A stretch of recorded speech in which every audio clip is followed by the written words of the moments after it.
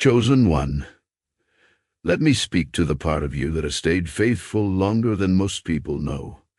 To the part of you that kept showing up for God even when life stopped making sense.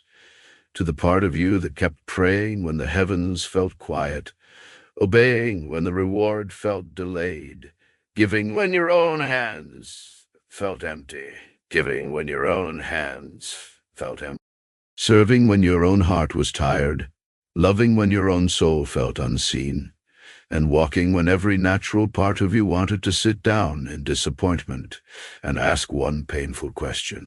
Lord, did I miss you somewhere? Did I do something wrong? Did I misunderstand my life because I said yes to you? And somehow comfort went the other direction. I stayed faithful, and somehow support grew thinner. I obeyed, and somehow loneliness got deeper. I honored you, and somehow life felt harder instead of easier. I gave you my yes, and instead of applause, I got hiddenness. Instead of abundance, I got dependence. Instead of companionship, I got isolation. Instead of immediate breakthrough, I got another quiet season where nothing seemed to move except my own need for you. If that is where you are, hear this clearly before shame or disappointment has time to reinterpret your whole story. You are not forgotten. You are being formed. You are not cursed. You are being carved. You are not overlooked. You are being prepared in places where public validation cannot interfere with what God is building in you. Because one of the hardest truths about the chosen path is that being chosen does not mean being celebrated by people. It often means being separated from them. It does not mean being wrapped immediately in comfort. It often means being stripped of what would make you trust comfort more than calling. It does not mean your life will immediately look impressive to the world. It often means the world will misread your process because heaven is doing construction in hidden places. Many are called, but few are chosen. And what that verse does not tell immature ears at first is how heavy chosenness can feel when it first lands on a life.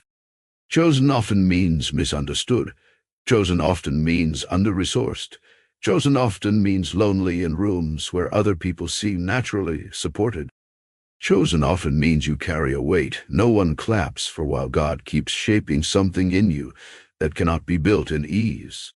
Abraham had to leave everything familiar. Moses had to lose royalty before he could carry deliverance. Joseph had to go through the pit, slavery, false accusation, and prison before he reached the palace.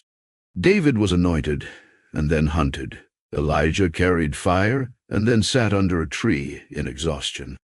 John the Baptist lived outside the pattern of ordinary men. Paul carried revelation and often lacked comfort. And Jesus, the Son of God, had no place to lay his head.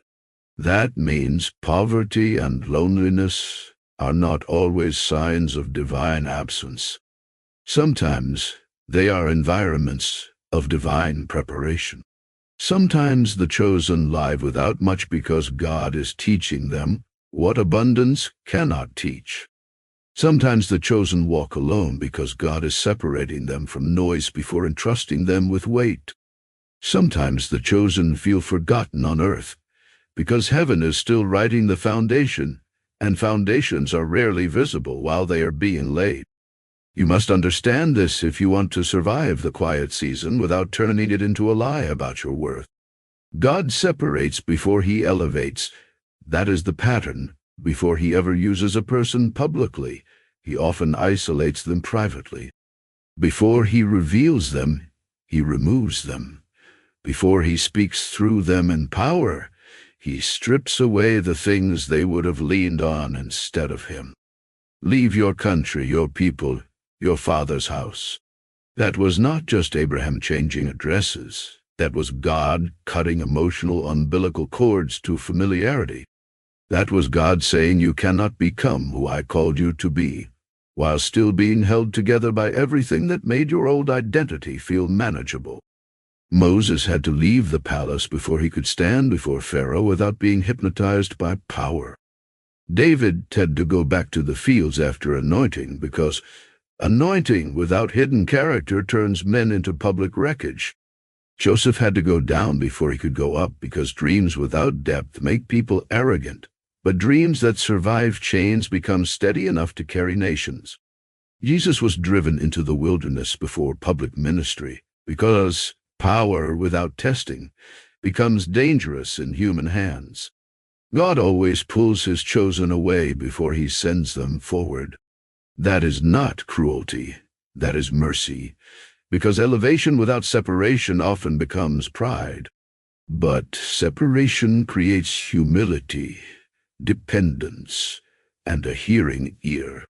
Some of you did not just lose friends, you lost ease, you lost emotional reinforcement. You lost places where your old self was still comfortable.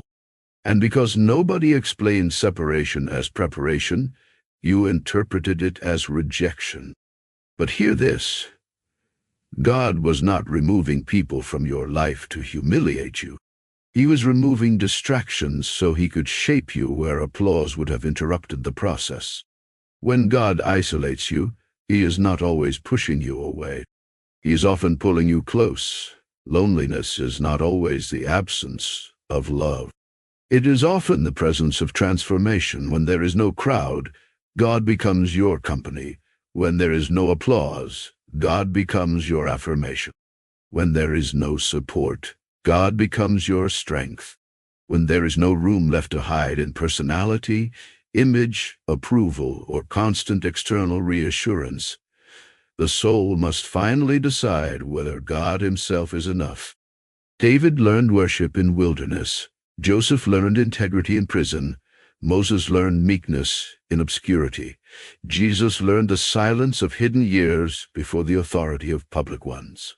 The chosen are not built in noise. They are built in silence. The chosen are not sustained first by praise. They are sustained by presence. You were not abandoned.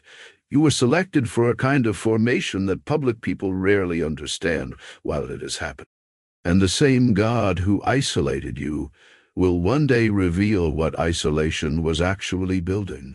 Poverty is another part of this mystery that the church often mishandles because it is easier to preach instant prosperity than long obedience in hidden dependence.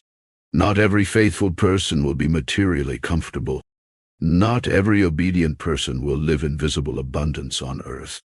Not everyone God chooses will look successful to the world's shallow eyes. Jesus himself, the one through whom all things were made, walked the earth without visible wealth. The Son of Man had nowhere to lay his head. The one who owned cattle on 1,000 hills, borrowed boats, borrowed rooms, borrowed tombs. So why do modern believers so quickly assume that if a person is chosen, they must automatically be financially comfortable? Because comfort looks like blessing to the flesh. But dependence is where faith matures.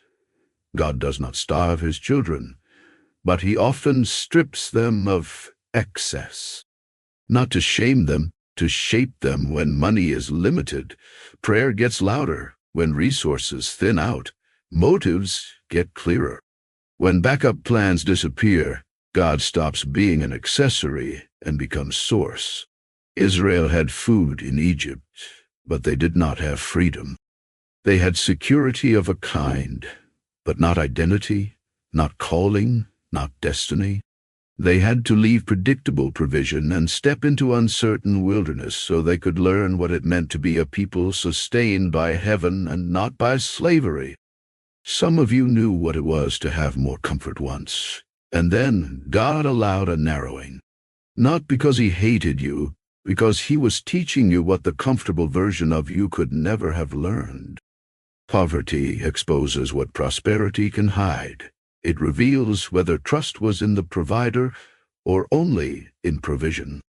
It reveals whether giving was really obedience or just generosity from surplus. It reveals whether the soul can still worship when there is no excess to flatter the ego. Paul said he learned how to abound and how to suffer need. That word "learned" matters. Contentment was not automatic. Dependence was not effortless. Chosen people are taught to walk by faith, not by financial atmosphere. That does not mean God delights in lack for its own sake. It means he is willing to let lack teach what ease refused to teach. If your resources are thin, that is not automatic proof you are out of favor. Sometimes it is proof that God is training you in heaven's economy. He is showing you that your identity is not your salary. Your value is not your possessions. Your authority is not your aesthetic. Your calling is not measured by how comfortable you look while carrying it.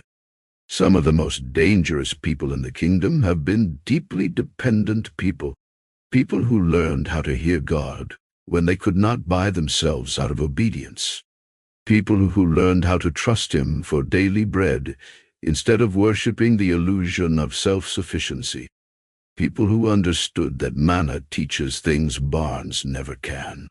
And yes, there is pain in that. Bills are real. Fatigue is real. The embarrassment of not having enough when others seem secure is real. The temptation to wonder whether you failed is real. But if God is your source, then lack is not the final interpretation of your life. Formation is. God is not building consumers. He is building carriers. And carriers cannot be so weighed down by comfort that they no longer know what dependence feels like. Chosen people are also deeply misunderstood, and this may wound almost more than money ever did. It is one thing to lack resources. It is another to lack understanding, to feel alone not only financially, but emotionally, relationally, spiritually. To know what it is to walk into rooms where nobody quite knows what to do with you. To lose people not because you became cruel, but because you became clearer. To feel as though your growth cost you familiarity. Jesus was misunderstood by his own family. Joseph was misunderstood by his brothers. David was doubted by the very house he came from. Jeremiah was mocked. Paul was deserted. Being chosen does not make you immediately relatable. It often makes you set apart. Some of you lost friendships, not because you changed for the worse, but because you changed in ways the old environment could not peacefully hold. You stopped chasing noise. You stopped feeding drama. You stopped negotiating with truth. You stopped entertaining what God was calling you to outgrow. You stopped laughing at what no longer sat right in your spirit.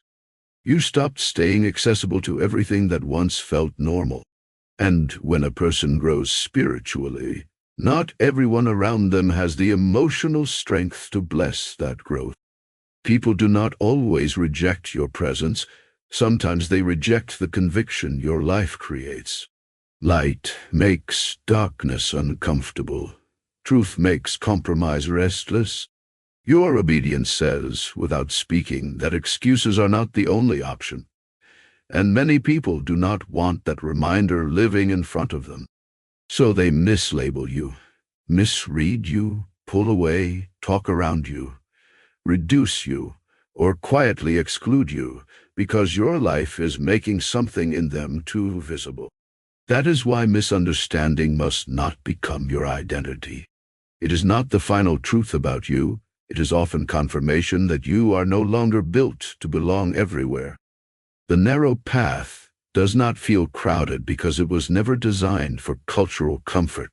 It leads to life, yes, but it often passes through terrain that looks lonely to the flesh. Yet loneliness with God is still safer than belonging in places where your soul has to shrink to stay accepted. Hidden places are where God trains the chosen. And this is where so many people lose heart, because hidden seasons feel like wasted seasons when you do not understand heaven. Before God reveals, he refines. Before he elevates, he empties. Before he uses publicly, he trains privately. Jesus was hidden for 30 years. 30 years of obscurity before 3 years that changed the world. David was anointed and sent back to sheep.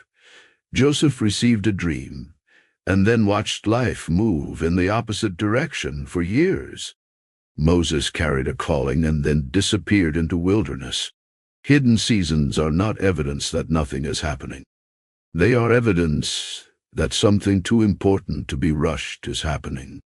God does not train leaders on platforms first. He trains them in obscurity where character can grow without applause corrupting it. Character is not built when everybody is looking. It is built when nobody knows how hard it was to stay faithful.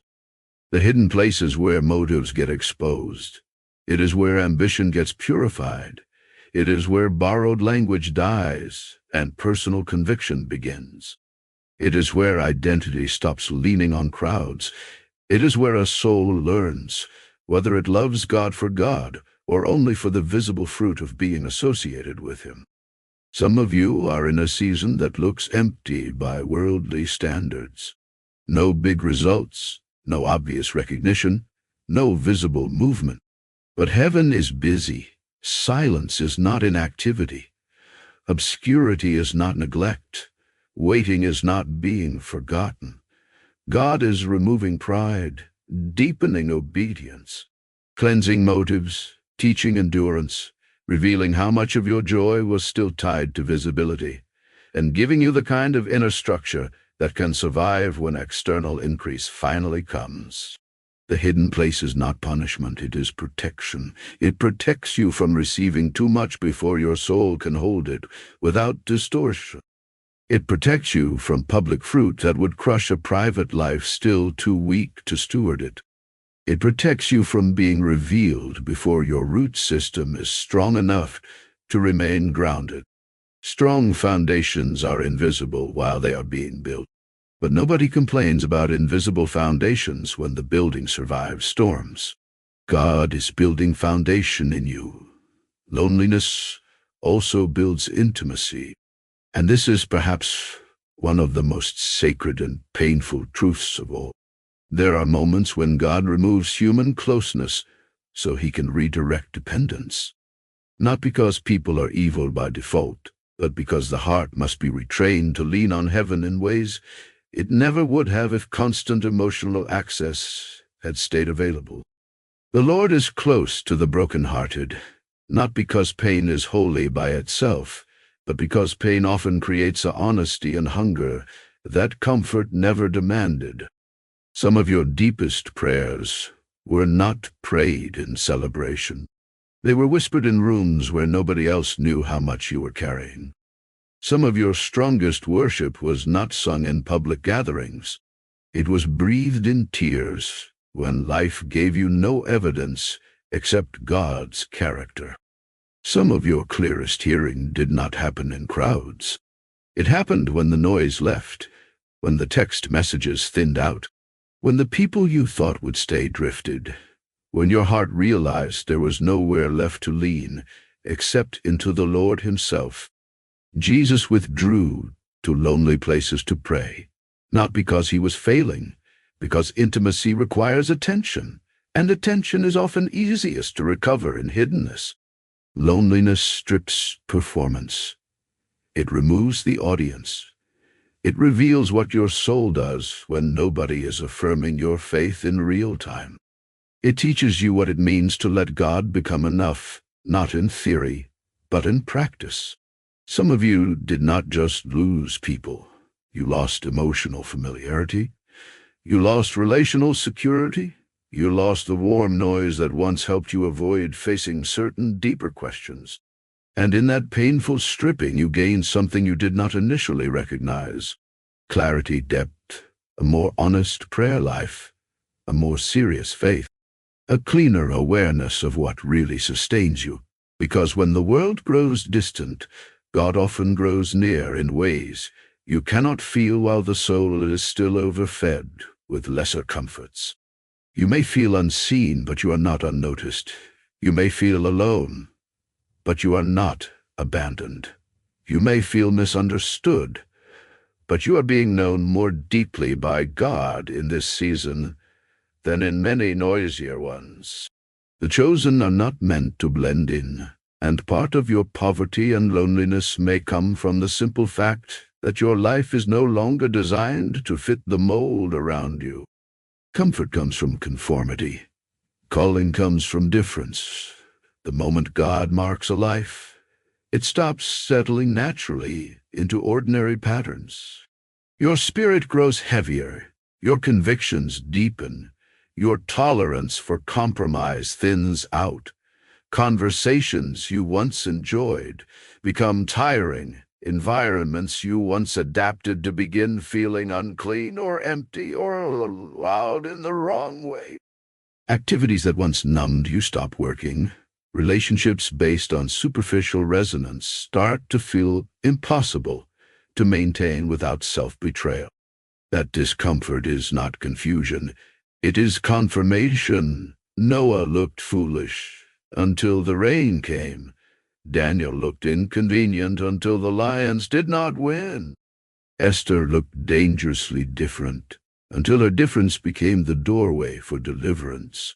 Jesus looked too narrow for a world addicted to broad paths. God has always honored difference when that difference was consecration. The chosen are not here to blend into a fallen order. They are here to carry another kingdom through it. That means they often feel out of place in the very spaces others find normal.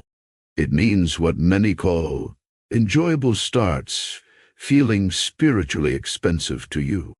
It means the road narrows, and yes, narrow roads are often lonely, but narrow does not mean wrong. Narrow means guarded. Narrow means fewer distractions. Narrow means fewer spectators and more dependence. Wide roads feel easier because compromise is communal. Narrow roads feel harder because holiness is costly.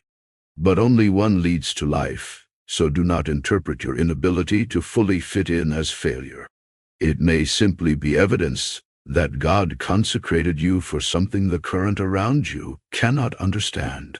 And then there is eternal reward, which is where the flesh most protests, because the flesh wants visible return now. The world rewards speed, image, influence, comfort, and visible success. God honors faithfulness, endurance, purity of motive, and unseen obedience. The world celebrates arrival. God celebrates staying true on the road. The world asks, what do you have to show? Heaven asks, who did you become while carrying the cross? Chosen people often feel as though they are losing in the short term because their reward is not designed to be measured only by the short term. Jesus never promised luxury to the faithful. He promised life. Paul did not chase riches. He chased righteousness. The apostles did not build ministries around comfort. They built lives around obedience. Some of you have lived honestly, served faithfully, given generously, and still struggled materially. You watched less sincere people advance faster in visible ways. You watched compromise get applauded while your quiet obedience got ignored. You watched your own life seem harder precisely because you chose the narrow path. And the temptation in those moments is to wonder whether heaven notices it all. But heaven measures differently. Store up treasures in heaven that only make sense if earthly visible reward is not the whole math. God is not unjust to forget your work and labor of love. Your tears are not lost. Your sacrifices are not invisible. Your private yes is not wasted because it did not go viral. The crown comes after the cross. The harvest often follows long seasons of seed and hidden root. Eternal reward is not escapism. It is perspective. It is the refusal to reduce life to what can be counted now. It is the understanding that what feels like loss in a worldly frame may actually be weighty gain in a kingdom one. Chosen people endure because they see beyond the moment. They understand that God is writing a longer story than the one immediate comfort can tell. And that changes how they carry poverty, loneliness, hiddenness, misunderstanding, and delay. Not without grief, but with meaning. Meaning is what keeps suffering from becoming chaos. Meaning is what allows the soul to endure without collapsing into bitterness. So if you are walking through a season of little, a season of quiet, a season of stripped-down dependence, let this settle in you. You are not being overlooked. You are being forged. Every lonely night, every financial strain, every overlooked offering, every misunderstood choice, every quiet act of faith, every time you obeyed without applause, every time you gave when no one noticed, every time you kept trusting when your life looked unimpressive to others, none of it is wasted. God has not forgotten you. He has been forming you. Gold is not refined in ease. It is refined in fire. Leaders are not built in constant comfort. They are built in consecration. Warriors are not raised on applause. They are raised in hidden discipline. Carriers of God's presence are rarely loaded down with all the comforts that would make them trust the gift more than the giver. When people walked away, God stayed. When money thinned out, heaven still watched. When doors closed, God was not absent from the hallway. When nobody understood your path, heaven understood it perfectly. Your suffering was not proof of God's indifference. It was often proof that he loved you too much to leave you shallow.